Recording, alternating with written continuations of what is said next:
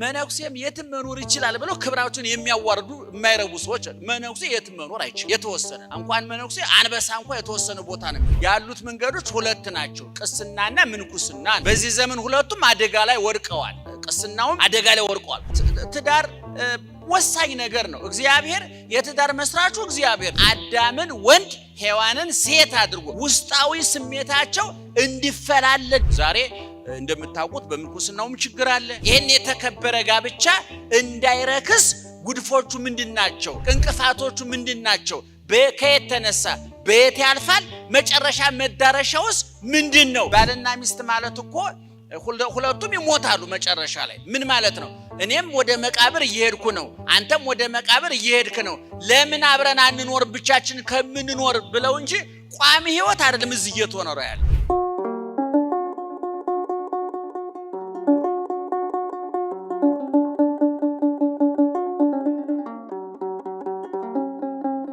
ነቢያተ እግዚአብሔርን ምስጢራተ እግዚአብሔርን እንድንነጋገር ያለፍንበትን ትናንትና የምንደርስበትን ነገ ያለንበትን ዛሬ አገናኝተን ማዕከላዊ ሐሳብ እንዲኖረን በስጋዊ ኑሯችን እንደ እናት አባት የተንከባከበን እንደ ዓይን ብሌን የጠበቀን ለሰማይ ህይወታችን በሞቱና በስቅለቱ ዘላለማዊ ዋስትናና ማረጋገጫ የሰጠን አባታችንም አምላካችንም እግዚአብሔር ስለ ሁሉም ነገር ክብርና ምስጋና ይግባው። ክብርና ምስጋና ይግባው። ቀሲስ እንኳን አደረሰዎት፣ እንኳን ደስ ያለዎት። ምክንያቱም ይሄ መጽሐፍ ተሞሽሮ ቅርጽ ወጥቶለት ተደጉሶ ተጠርዞ በማተሚያ ቤት አልፎ እዚህ ደረጃ ሲደርስ ነው እኛ የምናገኘው። ከዛ በፊት የሚያሳልፋቸው ፈተናዎች አሉ። አንዳንድ ጊዜ ታውቃላችሁ በትልቅ ሰው ቤት በዚህ ሀብታሞች በሚባሉ ሰዎች ቤት ኪችን ውስጥ ሽንኩርቱን አቁላልታ ጢሱ ጢሶባት ተንገብግባ 8 ሰዓት 9 ሰዓት መከራዋን አይታ ያቺ ጭስ እየሸተተች ሰራተኛዋ ትሰራለች።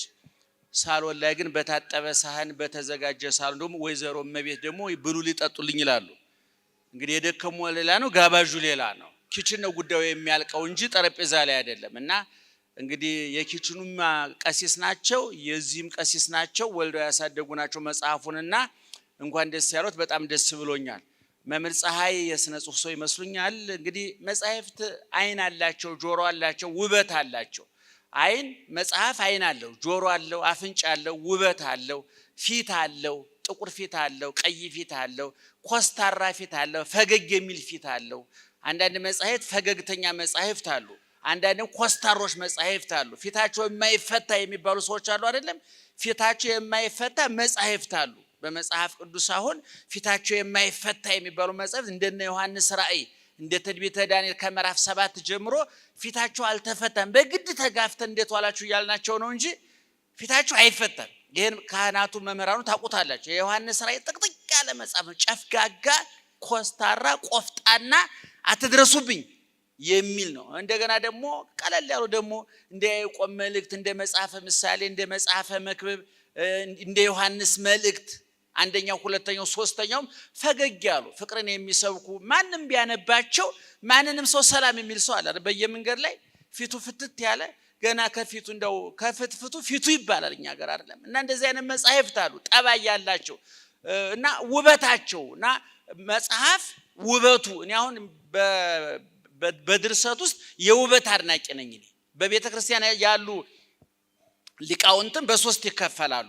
በተለይ በስነ ጽሁፍ ወይ በቅኔው ውበት የሚያሳምሩ የንባብ መምህራን አሉ፣ የሚራቀቁ የምስጢር መምህራን አሉ፣ የሚፈላሰፉ ያገባብ መምህራን አሉ። በድርሰቱም ውስጥ እንዲሁ ነው። ለምሳሌ እንደ ሐዲስ እንደ በዓሉ ግርማ አይነት ደራሲዎች የውበት ተጨናቂዎች ናቸው ይባላል፣ ውበቱን ለማሳመር። እንደና አቤ ጉበኛ አይነቶች ደግሞ ለምስጢር የሚጠነቀቁ። ምስጢር ስላቸው የመጽሐፍ ቅዱስ እያልኳቸው አይደለም። እና የተለያዩ ደራሲያን ናቸው ያሉት። እና በቤተ ክርስቲያን አንድ ደህና ዋላችሁ እየሰማችሁ ነው? ግን ደህና ዋላችሁ? ለነገሩ ዛሬ ከማብራራት መግዛት ነበር የበለጠ ዋጋ ያለው። እኛ እያወራ እናንተ እንድትገዙ ያህል ነው። ኪስና እጅና ኪሳችሁ ለማገናኘት ነው አይደለም ቀሲስ? በሁለቱም ድልድይ ለመዘርጋት ነው። እና ቅድም እንዳልኩት በቤተ ክርስቲያን አንድ መጽሐፍ ሲነበብ የጸሐፊው ማን ነው ይባላል። ይሄ ብዙ ለዓለማውያን መጻሕፍት አይሰራም። ደጋግሜ ተናግሬዋለሁ። ምክንያቱም ደራሲያን የሚመኙትን እንጂ የሚኖሩትን አይጽፉም ይባላል። እንግዲህ እኔ የሥነ ጽሑፍ ሰዎች ያውቁታል ይሄን። ልብ የሚሰቅል መጽሐፍ የፍቅር መጽሐፍ የጻፈው ሰውዬ በጣም እንዴት ፍቅር ገብቶት ይሆን ብላችሁ ስትፈላሰፉ ቤት ገብቶ ሚስቱን የሚደባደብ ሊሆን ይችላል። ዓለማውያኑ ከመጽሐፋቸው ጋር አይገናኝ የተፋቱ ናቸው። በቤተ ክርስቲያን ግን አባቶቻችን ሁልጊዜ እንደምለው ያመኑትን ይማሩታል፣ የተማሩትን ይኖሩታል፣ የኖሩትን ይጽፉታል። ቀለሙ የእስክሪብቶና የብዕር ውጤት ብቻ ሳይሆን የአእምሮ ጭማቂ የህሊና ፍልቃቄ ነው። ከብዕራቸው የሚፈስ ብቻ ከአንደበታቸውም ጭምር ከህይወታቸውም ጭምር የሚቀዳ ነው። ገድለ ተክለ ሃይማኖትን ስናነብ ወረቀት እያነበብን አይደለም። ተክለ ሃይማኖት የኖሩትን ነው የጻፉልን። ገድለ አርሴማ የተኖረ ነው። ገድለ ጊዮርጊስ የተኖረ ነው። የጳውሎስ መልእክት የቆሮንቶስ መልእክት የተኖረ ነው። ግምት አይደለም፣ ልብ ወለድ አይደለም። እንደው ሰዎች እንደዚህ ሆኖ ቢኖሩ ደስ ይለኝ ነበር እመኛለሁ። ቲያትር፣ ፊልም፣ ልብ ወለድ እንደ ሾርት ስቶሪ የሚሆን ኖቨል ረጅም ልብ ወለድ የሚሆን የሚጻፉ ጽሁፎች ምኞት ናቸው።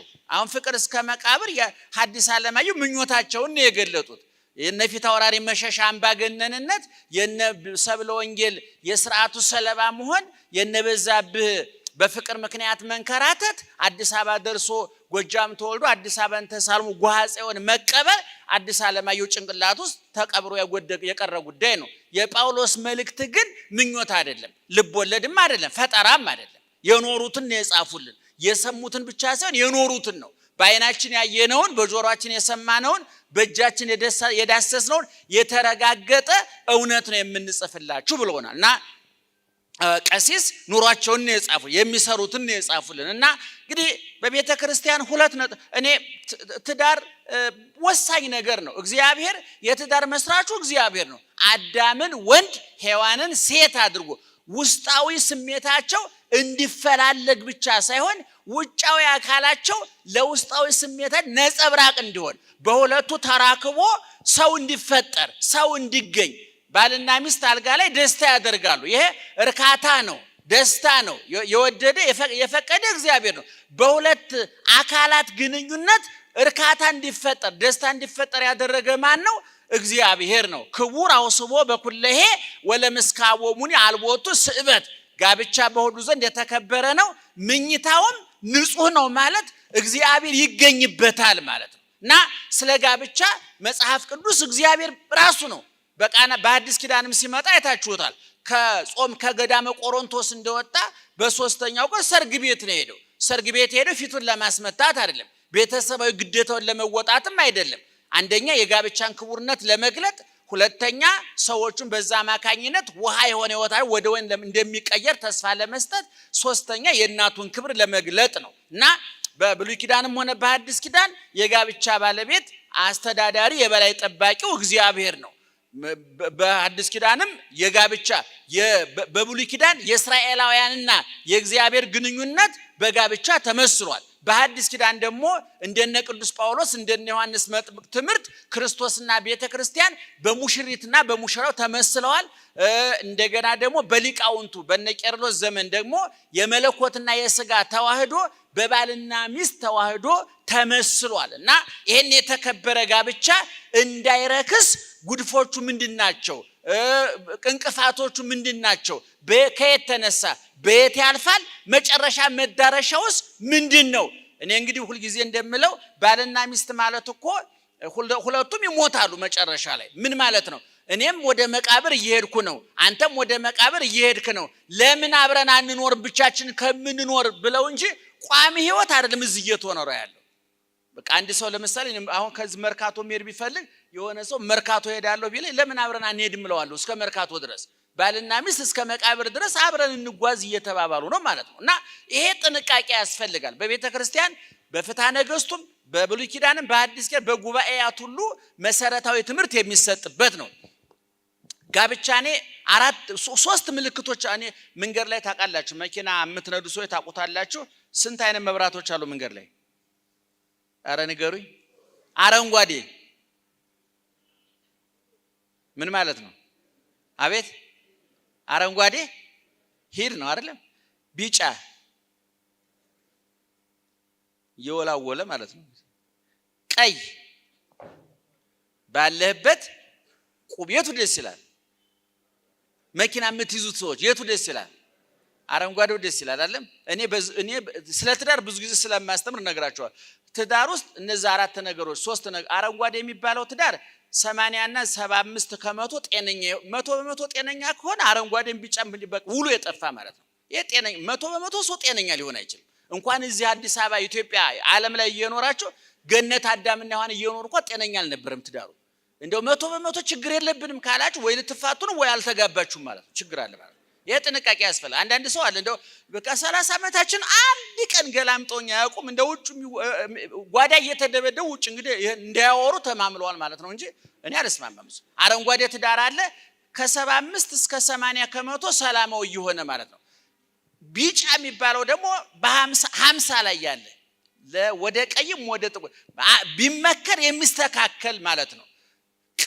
ቀይ ማለት ደግሞ በግድ መፋታት ያለባቸው እኛ እንናገርም ተፋቱ ብለን ግን ያስታውቃል። እኔ አሁን እኔ ጋር ለምክር ሲመጡ ለሁለቱ ላይ ነው ጊዜን የማቃጥለው፣ ለቀዩ አላቃጥልም። እንደዋል ነው የምላችሁ። አቅጣጫውን ሳይው እንደማይታረቁ እኔ እንደውም አንዳንዶቹ ማርያምን ነው የምላችሁ ወደፊት አብረው እንዲኖሩ ከመምከር ይልቅ እስከ ዛሬ እንዴት አብረው እንዲኖሩ የሚገርሙ ሰዎች ይመጣሉ። ጫፍና ጫፍ እንዴት ተጋቡ እነሱዎች።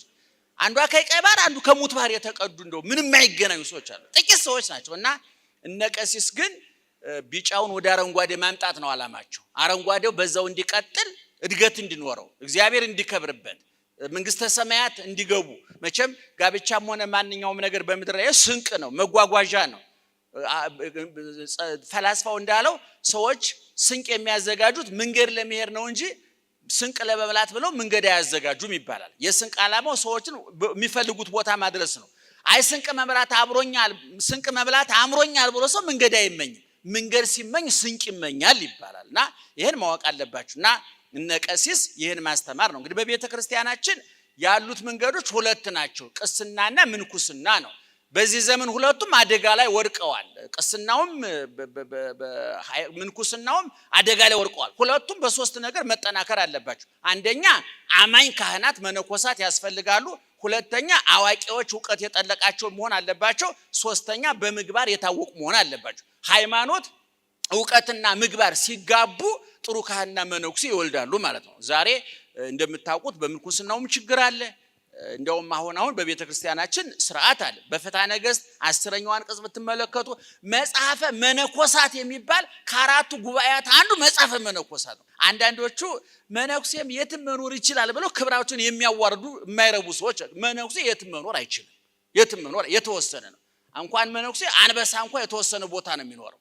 ባለትዳር እንኳን የትም መኖር አይችልም፣ የሚያዋጣው ቦታ ነው የሚኖረውና ቤተ ክርስቲያኒቱ እስካሁን ድረስ ተከብራ የኖረችው ጥሩ መነኩሴ ጥሩ ካህን በመኖሩ ነው። አባቶቻችን ነገ የሚታያቸው ሰውነታቸውን የተቆጣጠሩ ሐሞታቸውን የተቆጣጠሩ ነፍሳቸውን ለስጋቸው ያንበረከኩ ነፍሳቸውን ለክርስቶስ ያስማረኩ የወዳኛው ዓለም የሚታያቸው እንደው ደስታ ሁሉ አልጋ ላይ የማያልቅባቸው ምግብ ላይ የማያልቅባቸው ስልጣን ላይ የማያልቅባቸው በላን ጠጣን ጥያቄ አልቋል፣ ለበስ ጥያቄ አልቋል፣ ቤት ከሰራን መኪና ከገዛን ገንዘብ ካከማቸን ጥያቄያችን አልቋል የማይሉ ይሄ ስንቅ መሆኑ የገባቸው እንደ አብርሃም እንደ ሳራ እንደ ኢያቄም እንደ ሐና እንደ እግዚአብሔር እንደ ተክለ ሃይማኖት እንደ ኤልሳቤጥ እንደ ዘካርያስ ያሉ ዛሬም በዘመናችን እንደው ገሌ ብለን አንጠራቸውም እንጂ እንደዚህ አይነት ህይወት የሚኖሩ አሉና መራሁት ይባላል መጽሐፉ።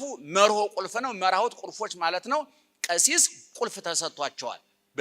የመንግስተ ሰማያትን ቁልፍ ሰጥቻለሁ ብሎ በጴጥሮስ በኩል ለቀሲስ ለኔ ያንን ቁልፍ ሰጥቷል። መቼም አንድ ሀብታም የመጋዘኑን ቁልፍ የሚሰጠው ለሚያምነው ሰው ነው። እግዚአብሔር ክህነቱን ቁልፍ ነውና ለሚያምናቸው ሰዎች ሰጥቷል።